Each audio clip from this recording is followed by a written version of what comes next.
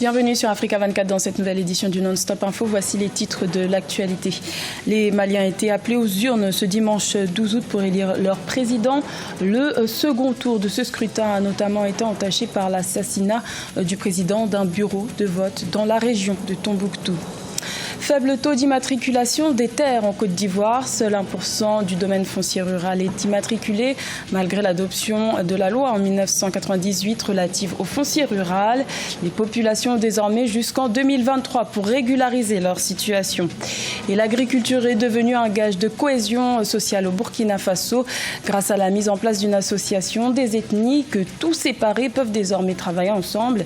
Détail à suivre dans cette édition.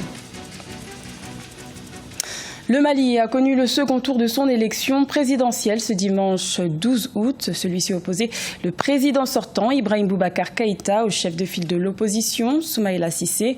Selon les autorités, le second tour de ce scrutin était plus apaisé que le premier tour du 29 juillet. Mais une dizaine d'incidents ont tout de même été relevés, notamment à l'assassinat du président d'un bureau de vote dans la région de Tombouctou. 6000 éléments de forces de défense et de sécurité avaient été déployés à travers le pays, en plus des 30 000 hommes déjà en place lors du premier tour. Le président candidat Ibrahim Boubacar Keïta s'est voulu rassurant sur les mesures de sécurité déployées. Je vous propose de l'écouter. Merci au peuple malien.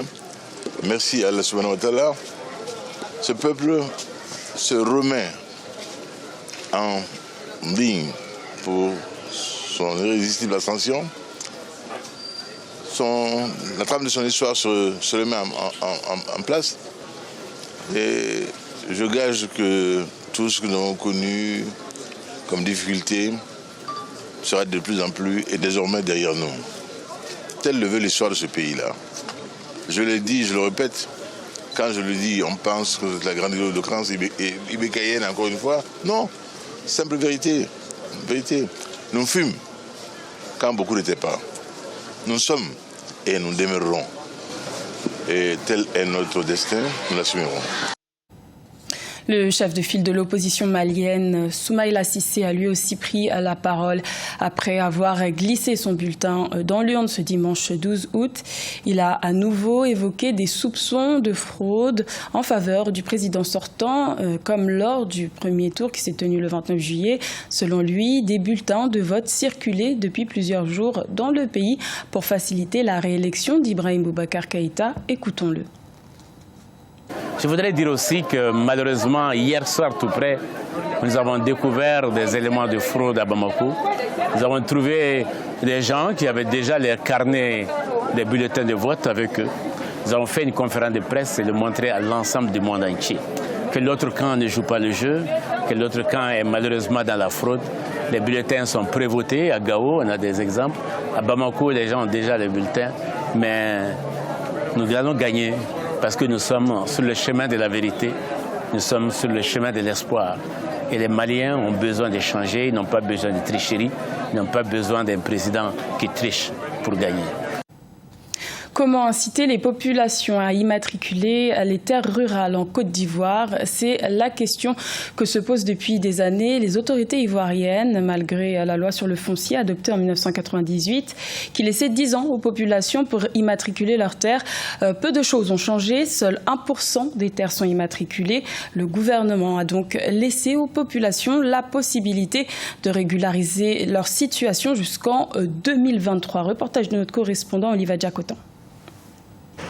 En Côte d'Ivoire, 20 ans après l'adoption de la loi de 1998 sur le foncier rural, l'immatriculation de la plupart des terres n'est pas encore faite dans plusieurs régions.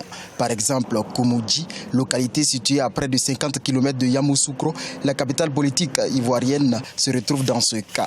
90% des paysans n'ont pas encore immatriculé leurs terres, même s'ils détiennent des droits coutumiers. Il faut dire que la terre n'est pas véritablement sécurisée parce que on n'a aucun document qui prouve que tel terrain appartient à telle personne ou à telle famille. Voilà, donc c'est ça qui est le véritable problème entre nous aussi. Ça crée des problèmes entre des familles, entre des personnes et entre des communautés. La loi de 1998 sur le foncier rural a même été modifiée en 2013 pour donner encore un délai de 10 ans aux populations pour régulariser leurs terres. Et pour changer la situation d'ici à 2023, les autorités, les cadres et les experts sensibilisent davantage en promouvant les bienfaits de la sécurisation des terres. Quand votre terre est sécurisée, la terre devient inattaquable. C'est-à-dire qu'aucune personne ne peut s'y opposer. Donc la question de l'inattaquabilité de cette terre. Quand la terre est sécurisée, elle peut être hypothécable. Donc la question de mettre en gage cette terre auprès des banques pour l'octroi des crédits. Selon les paysans, la procédure d'immatriculation des terres peut durer au moins 1 an et le coût moyen s'élève à 100 000 francs CFA.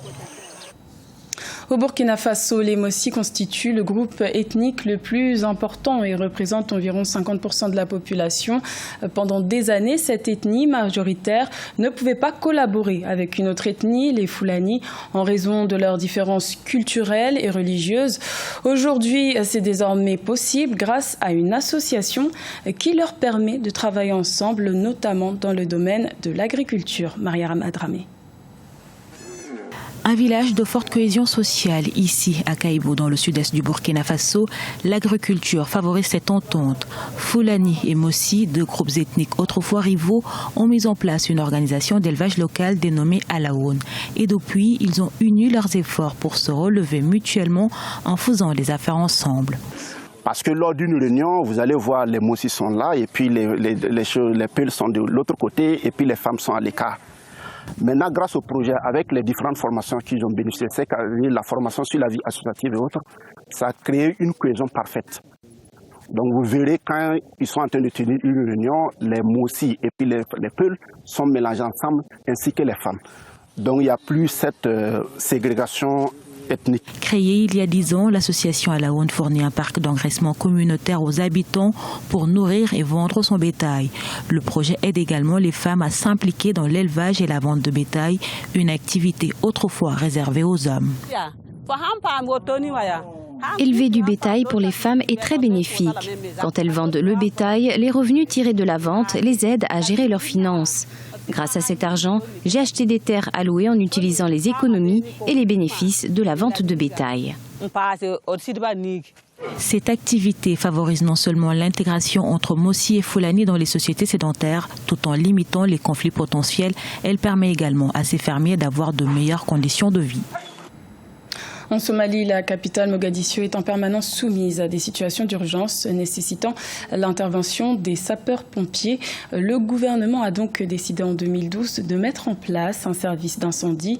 Celui-ci compte aujourd'hui 85 bénévoles qui travaillent gratuitement jour et nuit pour assurer la sécurité de la capitale. Cheikh Omar Bandogo. Derrière cette combinaison, que de la volonté et du courage. Aucune contrepartie à l'exception de l'apport logistique et matériel des autorités de Mogadiscio. Ces hommes sont en effet des volontaires qui ont décidé de prêter main forte à l'unité de secours et de lutte contre l'incendie dans la capitale somalienne. J'ai décidé de participer à la protection de plus de 4 millions de personnes vivant dans cette ville et il est de ma responsabilité de lutter contre les énormes incendies qui se produisent sur les marchés et ailleurs. Ces volontaires se rendent disponibles jour et nuit. Ils font des exercices de façon régulière, mais les missions de sauvetage peuvent être dangereuses en Somalie, en particulier lorsqu'elles répondent à des cas d'explosion, une difficulté parmi d'autres.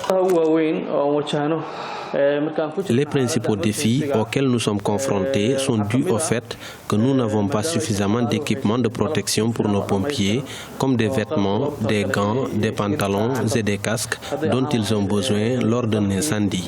L'autre défi est que nos bénévoles ne reçoivent pas de formation régulière pour améliorer leurs compétences.